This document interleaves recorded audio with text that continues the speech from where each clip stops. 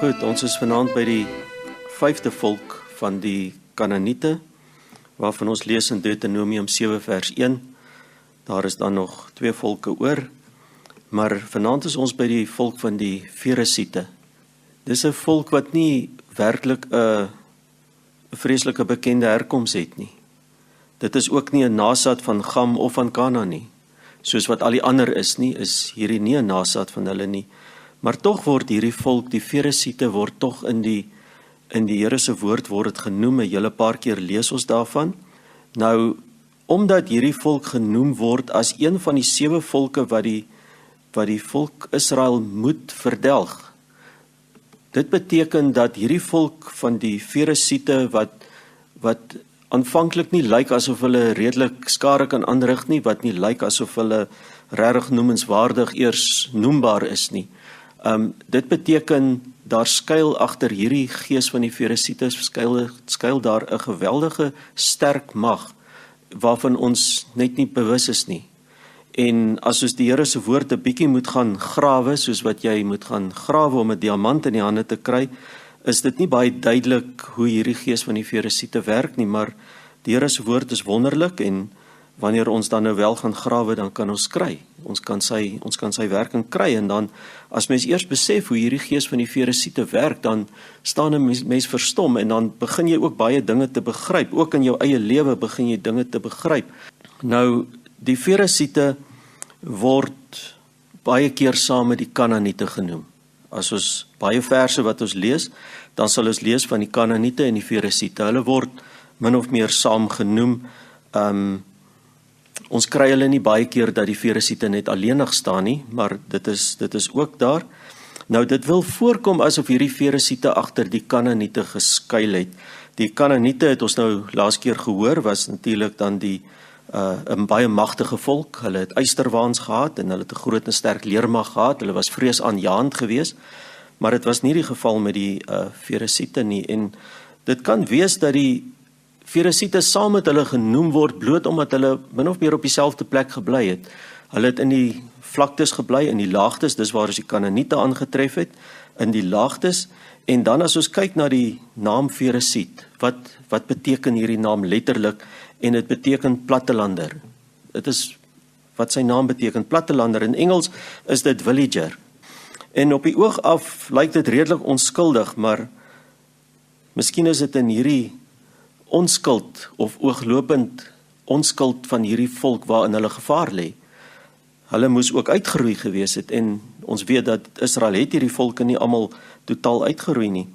Nou, kom ons kyk eers na eienskappe van mense wat in klein dorpies bly. Plattelanders, plattelandse mense, en wat ek hier sê is glad nie om enigsins iemand wat in die platteland bly te verkleineer nie, want ons moet fisies na die eienskappe kyk, maar hierdie gees werk geestelik. Hy werk nie fisies nie, hy werk in die gees. Met ander woorde, soos ek nou al van die begin af gesê het, soos wat hierdie goed fisies lyk, so opereer hulle in die gees. So ek verkleineer niemand wat in die platteland bly nie. Platteland is eintlik 'n plek waar ek self graag sal wil bly. Ek is 'n ou wat nogal hou van stilte rondom my. En ek dink die platteland is 'n pragtige plek om in te bly. Daar waar dit stil is en waar dit klein is en waar dit, ja, ek dink jy is 'n redelike gejaagde lewe daar nie. En dit is 'n plek wat 'n mens nogal aantrek. Nou, die inwoner van 'n klein dorpie of 'n plattelander is iemand wat tevrede is om daar te bly. Hy bly in redelike eenvoud. Klein dorpies het nie hoë geboue nie. Daar is geen skyscrapers soos ons sal sê in enige plattelandse dorpie nie. Jy kry dit in die stad, maar nie in die platteland nie. Daar is nie breë paaie nie. Baie van hierdie klein dorpies het een verkeerslig of party van hulle glad nie eers een nie. So klein dorpie, as jy 'n bietjie uitdraai, dan ry jy die hele ou dorpie mis. Nou verder is die winkels in 'n platteland is baie klein. Daar is nie shopping malls nie. Al hierdie groot malls wat ons aan gewoond is, jy kry dit nie daar nie. Daar is so 'n straatjie en dan so ry winkeltjies wat daar is in die. Dis eintlik maar 'n klein plekkie. In die platteland is daar 'n rustigheid. Daar is 'n kalmte in die platteland. Dit is nie 'n gejaagde besigheid nie. As dit spitstyd is, dan is daar net 'n paar karre in die straat en dan is dit spitstyd. Die wering en alarmstelsels en sulke goed is nie regtig daar nie, is regtig nodig nie. Die platteland het nie vreeslik baie tegnologie nie. Dit is nie hierdie fiber optics wat ons kry in die stad en dit moet vinnige netwerke en groot goeders wees nie. Nee, in die platteland is daar nie vreeslik baie groot huise nie, daar's nie blink karre nie en dit is maar 'n plek waar mense bly wat 'n eenvoudige bestaan voer en dit wat hy het is vir hom voldoende. Hy het nie meer as dit nodig nie en hy streef ook nie na meer as dit nie. Nou, baie van die mense soos hy in die platteland kom en hy trek in 'n huis in, dan bly die huis net soos hy is. Daar word nie aangebou nie, daar word nie verbeter nie, daar word nie regtig iets aan gedoen nie, onderhou die tuin en hou dit netjies en so en hoe die huis daarna uitsien toe hulle ingetrek het is soos die huis maar gaan staan, die dag as hulle weer daar uittrek of wanneer nie meer daar bly nie. En so gaan die lewe eintlik maar van dag tot dag aan. Dit is nie 'n lewe wat regtig enigsins iewers heen gaan nie, dit is maar 'n eenvoudige bestaan. Die plattelandse dorpies is klein. Daar is nie veel van enige iets nie, daar woon nie baie mense nie, die inwonertal is maar redelik min.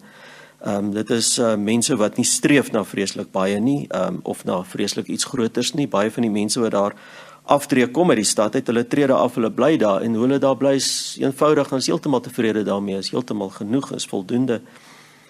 En mense wat daar bly, verlang nie na die stad nie. Dis nie dat hulle strewe het om in die stad te gaan bly nie, hulle verlang nie na hierdie groot dinge en die vinnige lewe nie. As hulle op 'n stadium in die stad moet kom, dan is hulle baie benoud en hulle kan nie wag om net weer terug te kom by die huis nie, want hierdie stad se gewoel en se gejaag is vir hulle net een te veel. En dit is mense wat net eenvoudig weer so gou as moontlik net weer teruggaan na sy eie huisie toe hier in die plattelandse dorpie en dit is waar hy weer in rustigheid kan gaan woon. Nou, die eerste keer waar ons van die Feresiete lees is in Genesis 13. Genesis 13 vers 5. En daar lees ons, en Lot wat saam met Abraham getrek het ook kleinvee en beeste en tente gehad. En die land kon hulle nie dra om saam te woon nie, want hulle besittings was te groot. Hier lê vir ons die kern van die saak, hulle besittings was te groot, sodat hulle nie saam kon woon nie. En daar het twis ontstaan tussen die veewagters van Abraham, en Abraham se naam beteken verhewe vader, en die veewagters van Lot. Lot beteken sluier of bedekking. Ook het die Kanaaniete en Feresiete destyds in die land gewoon. So hier is hulle nou in die land van die Kanaaniete en van die Feresiete. En dis amper asof die melding van die Feresiete hier bietjie uit plek uit is, of amper toevallig is in die Bybel, maar ons weet dat niks in die Bybel is toevallig nie. En die vermelding van die Feresiete hier was die oorsaak van die probleem tussen Abraham en Lot op daardie stadium gewees. En dit gaan oor die hoeveelheid van hulle besittings. Nou, die hoeveelheid van besittings of groot of baie besittings is teenoorgesteld van die Feresiet. Want dis mense met min besittings en hulle het ook nie plek in hulle lewe vir uitbreiding nie. Hulle gaan nie iets meer maak en groter maak nie. Dit wat hulle het, hulle is heeltemal tevrede daarmee. Nou, hier was Lot, wie se naam beteken sluier of bedekking, was die een wat gekies het om van Abraham te skei. Abraham het gesê, kies. Wat jy kies is reg. Ek sal die ander kant toe gaan, maar kies jy eerste. En wat het Lot gekies? Lot het Sodom gekies. Sodom is 'n Kanaanitiese stad. En die oplossing vir hulle probleem was, hulle moes hulle besittings verminder. As hulle nou geskei het, dan het Lot baie minder goed gehad en Abraham het baie minder goed gehad. En omdat hulle besittings verminder het, het dit die probleem vir hulle opgelos. En toe het Lot gaan bly daar in Sodom, wat tussen die Kanaaniete en die Feresiete is. Nou, ons kry hierdie selfde strekking, kry ons in Josua 17 vers 15. En Josua het vir hulle, dit is nou vir die Israeliete gesê, as jy 'n groot volk is, trek dan op na die boswêreld en let nou op, kap vir jou daar 'n plek skoon in die land van die Feresiete. Hulle moet optrek, 'n land skoonkap in die land van die Feresiete en die Rafaïte, ingeval die gebergte van Efraim vir jou te nou is. Hier het ons weer 'n geval van hulle brei uit, hulle raak groter en die land raak te nou. En nou sê hy, maar gaan kap 'n plek skoon in die land van die Feresiete, gaan brei hom uit, maak hom groter. Maar die kinders van Josef het gesê, die gebergte sal nie vir ons genoeg wees nie, En al die Kanaaniete wat in die laagstreke woon het ysterwaans, die van Bet-Shan het sy onroerige plekke sowel as die van die laagte van Jesreel. Toe sê Josua met die huis van Josef, met Efraim en Manasse gespreek en gesê, jy is 'n groot volk en jy het groot krag, jy sal nie net een lot hê nie, want die gebergte sal jou wees, die boswêreld is dit naamlik, en jy moet dit skoonkap. Hier is 'n duidelike opdrag om skoon te kap, om uit te brei, om groter te word, om plek te kry. Dan sal die uitlopers daarvan joune wees, want jy moet die Kanaaniete verdrywe, al het hy ysterwaans, al is hy sterk. En hierdie Feresiete skuil agter hierdie Kanaanitiese volk wat sterk is, hulle loop voor, hulle is die magtiges, en hier kom die Feresiete wat klein, min, gering, en wat nie is, en wat nie regtig belangstel in enige iets wat groter word, en nou sê Josua, maar julle moet soontoe gaan, en die plek gaan skoonkap, en dit groter maak. En hier is weer 'n situasie waar die volk te groot geraak het, en hulle blyplek raak te klein. Dis dieselfde situasie wat met Lot en met Abraham die geval was. Hulle besittings het te veel geraak, dit het 'n probleem geraak. Nou, 'n mens begin 'n idee kry van die eienskap van die gees van die Feresiete, en dit is dat daar nie uitbreiding is nie. In die Feresiete is daar nie uitbreiding nie. Die bietjie wat hulle het, hoe klein hulle is, dit is vir hulle genoeg, en hulle stel nie daarin belang om iets uit te brei, of enigsins inspanning in te span, om grond oop te kap of groter te maak nie. En dan is daar die tweede eienskap, en ons lees 'n interessante verhaal van die Feresiete in Rigters. Ons lees Rigters 1 vers 4. En toe Juda optrek, het die Here die Kanaaniete en Feresiete in hulle hand gegee, sodat hulle 10.000 man van hulle by Besek verslaan het. En hulle het Adoni Besek aangetref in Besek en teen hom geveg, en die Kanaaniete en Feresiete verslaan. En toe Adoni Besek wegvlug, het hulle hom agterna gejaag en hom gevang en sy duime en groot tone afgekap. Daarop sê Adoni Besek, 70 konings met afgekapte duime en groot tone het onder my tafel krummels opgetel. Soos ek gedoen het, so het God my vergeld. En hulle het hom na Jerusalem gebring en daar het hy gesterwe. Nou Juda trek op in oorlog teen die Kanaaniete en die Feresiete en hulle verslaan hulle grootliks. En dan neem hulle hierdie koning, Adoni Besek, neem hulle gevange. En wat doen hulle? Ek wonder waar het hulle die insig gekry om dit te doen, want dit is die enigste plek waar ons daarvan lees, en dit is, hulle kap sy duime en sy groot tone af. Vir Adoni Besek het hy verstaan wat hier aangaan, want hy het dieselfde gedoen met 70 ander konings, het hy presies dieselfde gedoen, en ek dink nie die volk wat dit nou aan hom gedoen het enigstens daarvan geweet nie, en dit is 'n strafgerig wat op hom teruggekom het. Nou, as 'n mens se groot tone afgekap is, dan kan jy nie meer loop nie, of jy loop baie, baie moeilik. Jou groot toon beheer jou balans as jy vorentoe loop. En as jy nie meer duime het nie, dan kan jy niks meer optel nie. Jy kry nie meer goed gevat nie. Probeer dit maar. Jy kan groot goed kan jy nog in 'n mate probeer vat met jou vingers, maar as jy nie meer 'n duim het nie, kan jy nie meer goed vat nie. Jy kan dit nie meer optel nie. Kleiner goeders kan jy nie. Jy gaan sukkel om dit reg te kry. Met ander woorde, jou hele bestaan sonder 'n duim en 'n groot toon is jou hele bestaan net moeite. Jy gaan moeite hê om enigsins 'n bestaan te voer. Nou, daar is geen manier om met 'n afgekapte duim en groot toon uit daai omstandigheid uit te kom nie. As jy eers daarin is, daar gaan jy bly. Jy gaan nie daar uitkom nie. Jy sal ook nie meer 'n byl kan vashou om die bos oop te kap nie. Jy sal nie meer kan loop nie. Jy sal ook nie meer na die stad toe kan loop nie. En toe kom Adoni Besek en hy erken, hier is 'n strafgerig van God oor hom, want hy dieselfde het hy gedoen wat aan hom gedoen is, het hy gedoen met 70 ander konings. Nou, daardie konings wat eens magtig was in hulle heerskappy. 'n Koning is iemand wat heerskappy voer. Hy spreek, hy gee opdragte uit en dit gebeur. Hy het 'n leermag, hy voer oorlog, hy doen dinge. Dit is 'n magtige persoon in 'n land, 'n koning. En toe hy hulle duime en hulle groot tone afkap, al wat hulle kon doen, hulle kon krummels onder sy tafel optel. Al die mag wat hulle gehad het, was daarmee heen gewees, net deur dit te doen. Nou, hoekom 70? Hoekom 70 konings? In die Here se woord staan niks verniet geskryf nie. 70 konings. Kom ons lees Numeri 11 vers 24. Toe het Moses uitgegaan en die woorde van die Here aan die volk te kenne gegee en hy het 70 manne uit die oudstes van die volk bymekaar laat kom en hulle rondom die tent laat staan. Vers 25, daarom het die Here neergedaal in die wolk en met hom gespreek en hy het van die Gees, die Heilige Gees wat op hom was, afgesonder en op die 70 oudstes gelê. En terwyl die Gees op hulle rus, het hulle geprofeteer, maar daarna nie meer nie. Nou, in die dae van Moses en van die volk, was daar 70 oudstes van die volk aangestel. Die volk het te groot geraak, dit het vir Moses te veel geraak, hy kon dit nie meer alleen hanteer nie, en daar is 70 oudstes aangestel, en daardie 70 was die tussenganger gewees tussen die volk en Moses. Die volk het met hulle gepraat, en hulle het die kwessies, of wat die omstandigheid ook al was, het hulle aan Moses gegee. Moses het hulle geantwoord, en hulle het weer teruggegaan, en dit vir die volk gegee. Daardie 70 was die kommunikasiekanaal na die Here toe. En die kommunikasiekanaal van 70 is afgesny, toe hulle Adoni-Besek sy duime en sy groot tone afgekap het.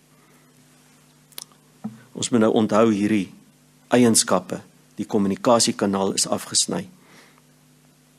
Nou, in die Nuwe Testament is 'n mooi voorbeeld van hierdie gees wat tevrede is met krummels. Ons ken dit is redelik bekend. Matteus 15 vers 21. En Jesus het daarvandaan weggegaan na die streke van Tyrus en Sidon vertrek, en 'n Kananeese vrou het van daardie gebied gekom en na hom geroep en gesê, wees my barmhartig, Here, seun van Dawid, my dogter is erg van die duiwel besete. Nou, in die kusstreek, waar hierdie Kanaanitiese vrou vandaan kom, was Tyrus en Sidon, is kusdorpe, en dit is waar die Kanaaniete en die Ferisiete gebly het. En soos ons vroeër gesien het, het hierdie volke het saamgebly. En dit kan ook wees dat hulle in 'n mate tussen mekaar gewoon het. Want die Ferisiete het nie mure om hulle dorpe gebou nie. Ons kan dit lees, Deuteronomium 3 vers 5. Al hierdie stede was versterk met hoë mure, poorte en grendels, behalwe 'n groot menigte onbemuurde stede. Nou as ons die versie nou net so lees, dan kan ons nie sien dat dit die Ferisiete is nie, maar kom ons gaan net terug na die oorspronklike taal toe, en die oorspronklike woord vir onbemuurde stede hier is die woord wat vir Ferisiete gebruik word. En in hierdie vers in Afrikaans is daar die woord wat vir Ferisiete gebruik word, die grondwoord waar die Ferisiete se woord vandaan kom, is gebruik en hy is vertaal na onbemuurde toe. Met ander woorde, die onbemuurde stede het aan die Ferisiete behoort. Die Ferisiete is die plattelanders met onbemuurde stede. En dit is uit daardie gebied wat hierdie vrou nou gekom het. Nou, of sy nou presies 'n Ferisiet of 'n Kanaaniet was, maak nie vreeslik saak nie, want die beginsel wat ons hierna kyk is dieselfde, want wat hier gebeur is presies wat met Adoni-Besek gebeur het, en met daai 70 wat hy die 70 konings wat hy die duime en die groot tone van afgekap het. Nou hierdie Kananeese vrou, Matteus 15, kon dus van een van daai klein dorpies afgekom het. Ons lees nou in Matteus 15 vers 26, maar hy antwoord, dit is Jesus, hy antwoord hierdie vrou, dit is nie mooi om die brood van die kinders te neem en dit vir die hondjies te gooi nie. En hierdie woorde het daar glad nie afgesit nie. Dit hou ook nie ontstel nie, want sy antwoord en sê, ja Here, maar die hondjies eet darm van die krummels wat van die tafel van hulle baase afval. Hierdie hondjies is tevrede met wat hulle het. Hulle is tevrede met die krummels wat hulle kry, en hulle streef nie na meer as dit nie. Hulle streef nie na iets groters nie. Nou, dit is presies dieselfde wat ons gekry het met Adoni-Besek, wat in dieselfde streek uitkom. Nou in Genesis 34, waar Simeon en Levi 'n hele stad geplunder het. Simeon en Levi was natuurlik nou Dina se broers, Dina is hulle suster, en hulle het iemand wat uit daardie dorp uitkom, het gegaan en vir Dina gekry daar iewers, en hy het haar verkrag. En daarna het hy toe nou na Jakob toe gekom en na hulle toe, en toe het hy gesê, nee, maar hy is nou verlief op hierdie meisie met die naam van Dina, en hy wil graag met haar trou. En toe het hulle nou 'n plan bedink, om hulle nou terug te kry. Nou die plan wat hulle bedink het was nou eintlik Simeon en Levi se plan gewees, want dit is hulle suster, hulle dieselfde ma, dit is hulle suster, en hulle was bitterblik boos daaroor gewees, en hulle het 'n plan bedink, en toe het hulle gesê, goed, dit is oukei, jy kan met haar trou, maar dan moet julle soos ons besny word. En hulle het toe gegaan, en daardie mense het ingestem, die hele stad het ingestem, dat dit wel kan gebeur. Maar so 'n paar dae nadat hulle besny is, toe was hulle sorgeloos gewees, want dit is die probleem met die plattelandse dorpies, hulle is 'n sorgelose bestaan, en toe hulle sorgeloos is, toe lees ons in Genesis 34 vers 25, maar op die derde dag, toe hulle in pyn was, neem die twee seuns van Jakob, Simeon en Levi, broers van Dina, elkeen sy swaard, en hulle oorval die sorgelose stad en slaan almal dood wat manlik was. En nou in vers 30 was Jakob nou glad nie beïndruk met hulle gewees nie. Genesis 34 vers 30 sê, toe sê Jakob vir Simeon en Levi, julle het my ontroer, dat julle my gehaat gemaak het by die inwoners van die land, die Kanaaniete en Feresiete, terwyl ek 'n klein klompie is. As hulle hul teen my versamel, sal hulle my verslaan, en ek sal verdelg word, ek en my huis. Toe antwoord hulle, hoe durf hy dan ons suster soos 'n hoer behandel? En daardie dorpie was onbesorg gewees. Hulle bou nie mure om hulle nie, hulle het nie regtig alarmstelsels nie, hulle het nie regtig wagte wat uitgaan nie, hulle is heeltemal tevrede op hulle plek waar hulle is, en hulle sorgeloosheid was hulle ondergang. En toe hulle sorgeloos is, toe kom Simeon en Levi en slaan almal dood wat manlik is. Nou die Feresiete is 'n volk met 'n lae selfbeeld en 'n beperkte visie. Hulle het ook geen bepaalde afgod nie. Ek kon geen afgod vind wat regtig hulle sin is nie. So hulle is sommer nog sonder 'n afgod ook, soos wat al die ander volke van Kanaan dit almal hulle eie afgode gehad, en die Kanaaniete het sommer vir Baal homself aanbid, dis hoekom hulle so 'n sterk, magtige volk was, maar die Feresiete het so lae selfbeeld, hulle het nie eens 'n afgod nie. Hulle bou nie eers 'n muur om hulle plek nie, en hulle brei niks uit nie, hulle is maar tevrede daar waar hulle is. Nou die gees van hierdie Feresiete, en dis wat hom so gevaarlik maak, en dis hoekom ons nie van hom hoor nie, is omdat ons nie regtig bewus is van sy werking nie, maar die gees van die Feresiete maak dat mense aanvaar dat hulle beperkte lewe nie anders kan wees as wat dit is nie. Mense aanvaar die beperkte lewe wat hulle het. Iemand onder die invloed van hierdie gees het 'n houding van, jammer ek lewe, of het 'n houding van, voel altyd in die pad. Hulle sal hulle gou terugtrek na 'n plattelandse bestaan, op daardie plek waar hulle maar in eenvoud net kan aangaan. Dit is mense met 'n lae selfbeeld, 'n beperkte visie. Hulle is onbesorg oor die dag van môre en oormôre. En baie weet nie eers dat daar 'n ewigheid voor lê nie. Ons moet na hierdie goed in die gees kyk. Ons is nie hier besig met fisies nie, ons is besig in die gees. Hulle wil nie in iemand se pad wees nie, en is tevrede met krummels wat hulle optel. Krummels in die gees. Hulle het nie 'n kommunikasiekanaal na die Here toe nie. En hulle stel min daar belang wat die Here se visie vir hulle lewe is. Hulle bewaak nie hulle gebied nie, bou nie mure nie, en is self ook nie waaksaam nie. Dis mense wat onbesorg is, en dis gewoonlik iemand anders se verantwoordelikheid om oor hulle bekommerd te wees. Dit is tipies, almal is oor jou bekommerd, behalwe jouself. Almal kan sien, jy's op 'n afdraande pad, behalwe jouself. Dis die gees van die Feresiete. Dit is hierdie mense wat vashou aan ou gebruike en ou metodes en ou tradisies, en hulle is tevrede daarmee, want hulle glo nie dat daar enige iets beters kan wees nie. Soos dit was, is dit mos oukei. Want met 'n beperkte visie kan jy nie sien dat daar eintlik iets beters is nie. Hulle sien ook nie verandering raak nie, want hulle bly in die platteland, nie verandering is in die stad. Hulle kom nie uit die platteland uit nie, en hulle gaan nie na die stad toe nie, hulle gaan kykie wat daar aangaan nie, want hulle stel nie belang nie. Stel nie belang wat in die stad aangaan, is tevrede om maar in die platteland te bly. Nou, hierdie volk wat eintlik redelik onskuldig voorkom, ons kan amper sê hierdie mense is doodgoed. Maar hulle moes saam met die ander volke uitgeroei word. Dit is heeltyd waarna toe ons terugkom. Die Here het gesê, maar roei hierdie volk uit. Roei hom uit. Daarvan moet van hom niks oorbly nie. Hoekom sou die Here het gesê het as hierdie volk so onskuldig was? En hulle is nie so onskuldig nie, dit is die probleem, hulle lyk net onskuldig. Nou, hulle het self, hierdie Ferisiete het self niks besonders bereik nie. Hulle het geen naam gemaak wat iewers in die antieke geskrifte enigstens vermeld word of opgeteken word nie, behalwe vir die bietjie wat ons lees van die Ferisiete waar hulle voorgekom het hulle regtig nêrens gekom nie. Hierdie is 'n volk wat maar in hulle sukkel bestaan, maar net eenvoudig voortgegaan het. Nou, die gees agter hierdie Ferisiete is 'n belangrike een om mee rekening te hou, juis omdat hy so onskuldig lyk. En dit is hy wat mense tevrede maak met hulle geestelike toestand. Hoe gebrekkig dit ook al is.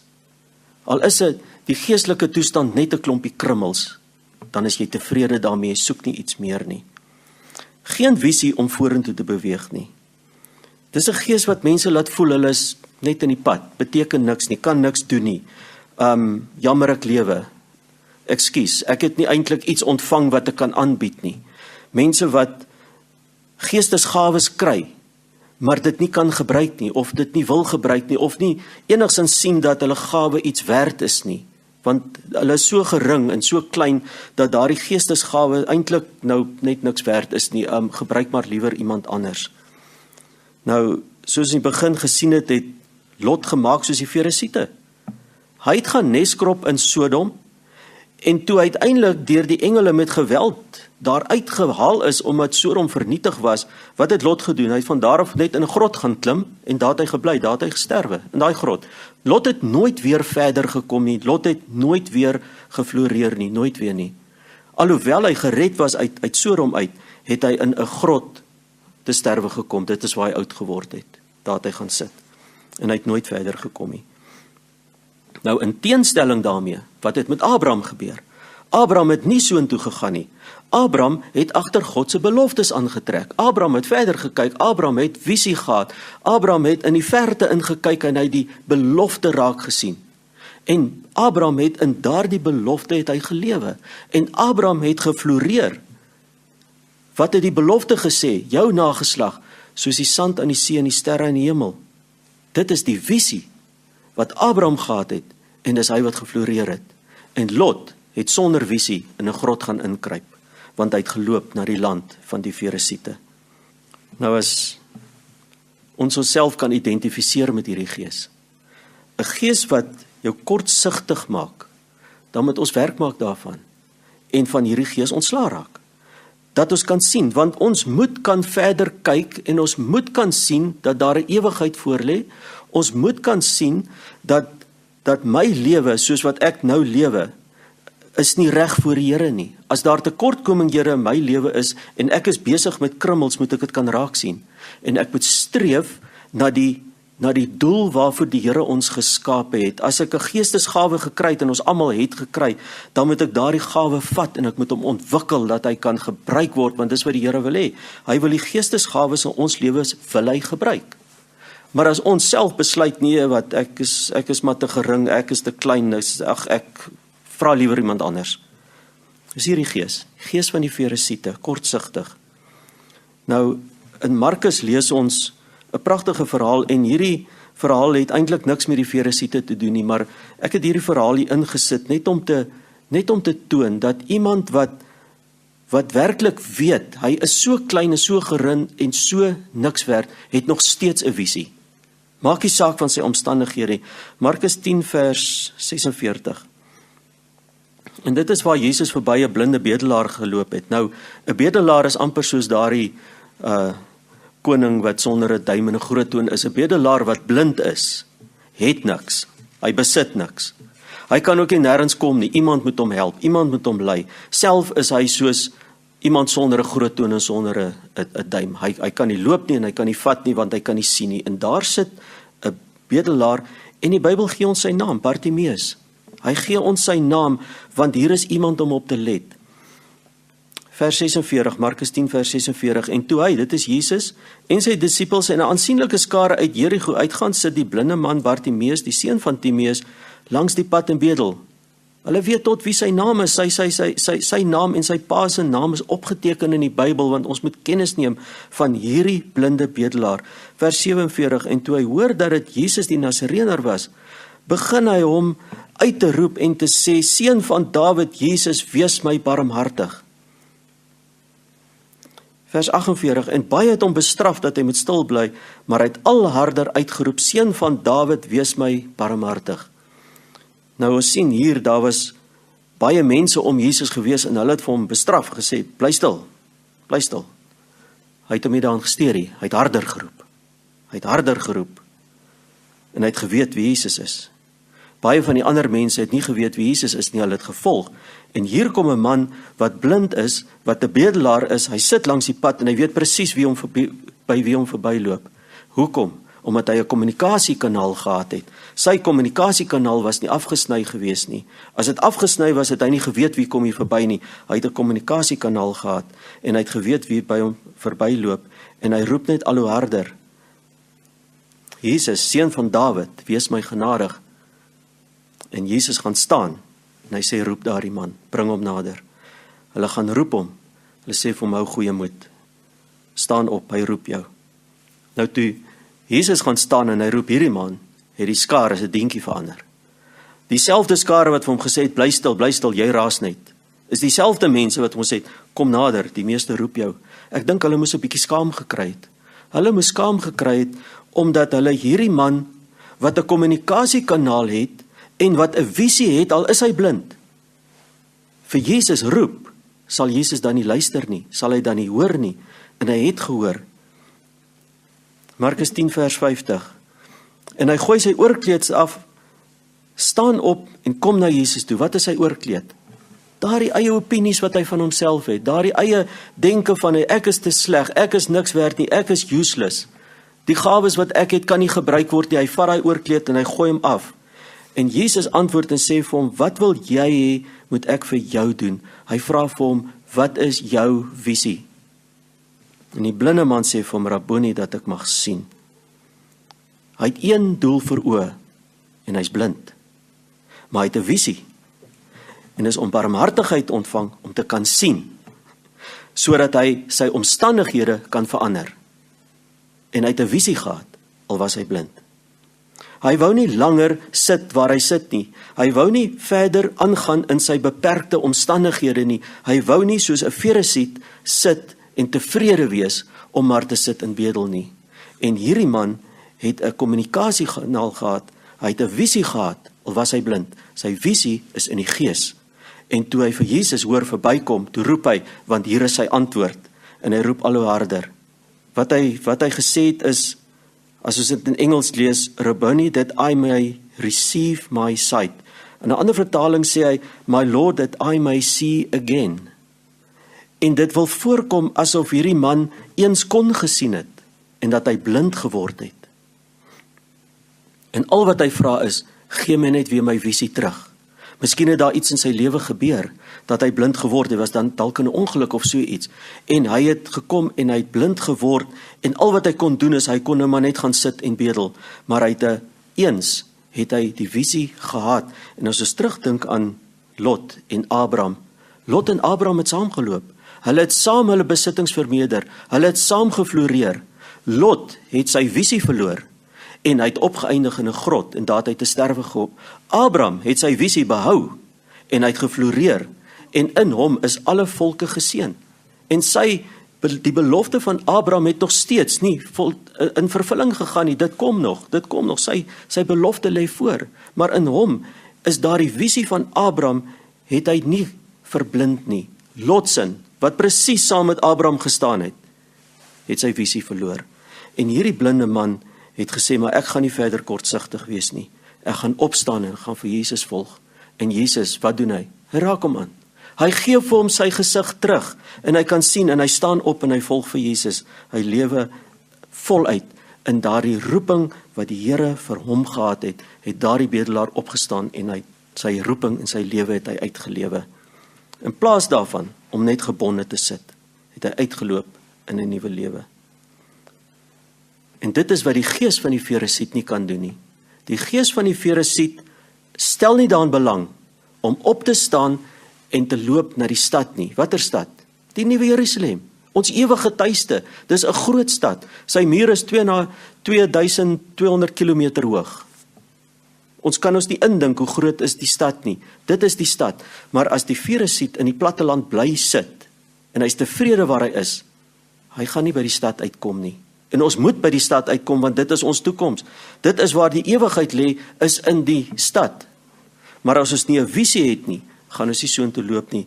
En dis wat die gees van die Feresiet doen. Die gees van die Feresiet maak vir jou tevrede net waar jy is. Ek is heeltemal tevrede in my geestelike toestand hier waar ek is. Ek dien die Here so nou en dan, so once in a blue moon sal ek so 'n klein skriffie lees, en so nou en dan sal ek dalk so 'n geskiedgebedjie op, maar dit is heeltemal genoeg vir my. Vir my is dit heeltemal genoeg. Dis die gees van die Feresiet. En ons met hierdie gees moet ons veg. Want ons moet opstaan en ons moet ons visie, moet ons navolg, ons moet kyk waar Jesus heen loop, ons moet vir hom volg soos daai blinde man gedoen het, en ons moet na die stad toe loop, na die Nuwe Jerusalem. Dit is waar ons toekoms lê. Ons toekoms lê nie in die platteland nie. En die Here moet ons help, dat ons ons sig terugkry, en laat ons loop in die visie wat die Here vir ons het. Die gees van die Feresiet is beperkte visie, limited sight. Volgende week kyk ons na die gees van die Jewite, en dit is die maatjie van hierdie twee werk saam. Die Here seën u elkeen. Amen.